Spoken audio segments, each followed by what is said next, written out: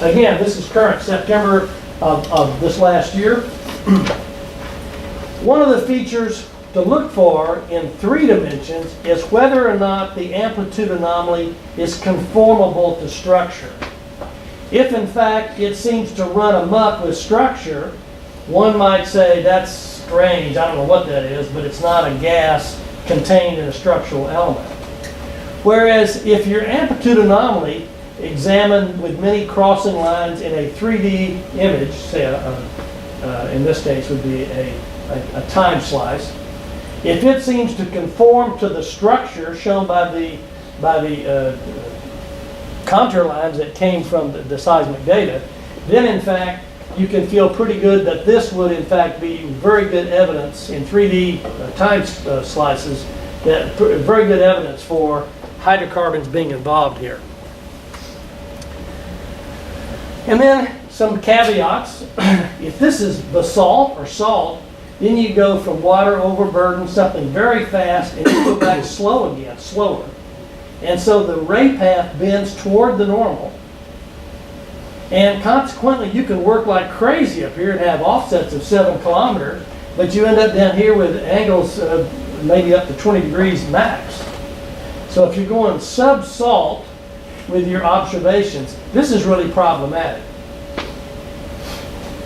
See, what's happened is the industry started worrying about amplitudes back in Jean-Claude Debremmerkus, the early 70s. And what we found was a lot of interesting things between P waves and shear waves and mode-converted shear waves. And we also found some AVO effects. They linearized the Zopert's equations, they being a series of authors, one of them, Fred Hilterman, good friend of mine, professor emeritus over here at U of H. He linearized the Zopert's equations and started looking at separating the effects of various elements of that linearization. Aki and Richards is another linearization. There's 2 others that come to mind. Anyway, those 2. And so what they found was, they found that they could incorporate Poisson's ratio and all those interesting things into one equation without having to mess with the second body weight. The point I want to make by saying all this is they have to estimate the elastic constants. And being a 2 body weight guy, I'm saying that's cool. I can measure it because I got body weight 1 and body weight 2. I don't have to estimate anything. So, more on that later. This is another big deal. As you know, if you have just seismic working for you, a little gas goes a long way. So here's your percent change in the acoustic impedance, okay, against the percentage of hydrocarbon saturation.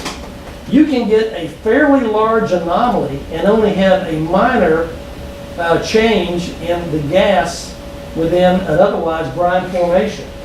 And that's really a bummer. So when you get an anomaly that's just seismic, that's key word, then you could have fizz water and yet have an appreciable anomaly. Or you could have a really good looking gas and oil reservoir, but they don't look that different because all the work is done, the heavy lifting is done here.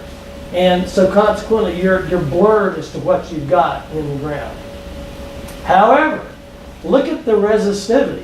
Okay, next fall, I'm going to be teaching a course on joint inversion of geophysical methods for reasons like this.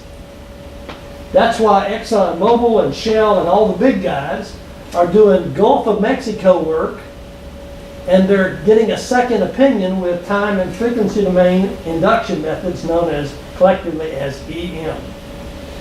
Because what they show is when the hydrocarbons are actually substantial in the pore space, that's when the resistivity fires up. So if you co-register vectors of seismic with amplitude and resistivity obtained by time and frequency domain EM in the Gulf of Mexico, if the resistivity anomaly is substantial, you know that in fact it is a substantial change in the pore filler, not simply perhaps a small one. And that's well log talk. I mean, that's what you do in well logging all the time. You know, you're not going to make a call based on your sonic log.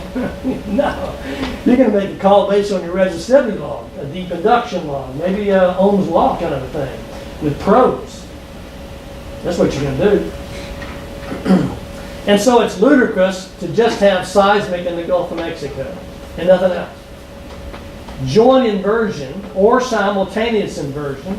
Joint inversion, my definition would be to derive information from here and pour it back into a seismic interpretation pre-final product.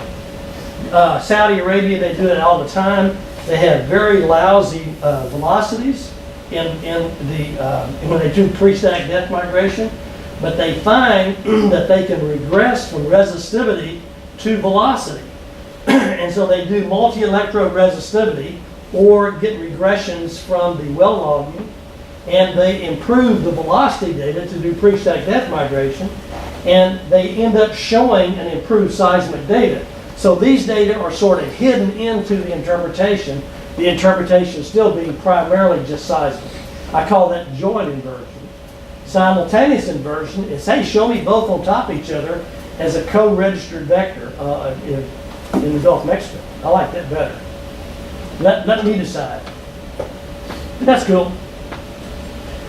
So ESCI 445 is going to be offered for the first time next fall, and I'm looking forward to having a nice, I put on there that it would be nice if you had 442, 444, and 436, which is Brandon Dugan's, but that would be nice if. It doesn't, it's not required, it'd be nice if. Because we're going to try to take it one step further, and what we're going to do is we're going to review papers in the literature, we being the students, and so instead of a large part of your grade being associated with a written discussion, such as this class, it's going to be an oral discussion, such as what you saw in Allison Henning's class. Same thing. Because Rice says it's very important for our graduates to have exposure to being an expository, written and oral. And so I try to do it. And the best way, since there's no one like me that can be an authority in all these methods and have this oracle discussion, since I've worked near surface geophysics, I feel very comfortable about 12 methods. I know seismic and gravity mag pretty well, but time domain EM, I know how to use it. I know what's happening, but don't ask me too many detailed questions. But we can review papers on it and see the utility of it. And there's a lot of papers out there in this category now. Okay, little advertising. Okay.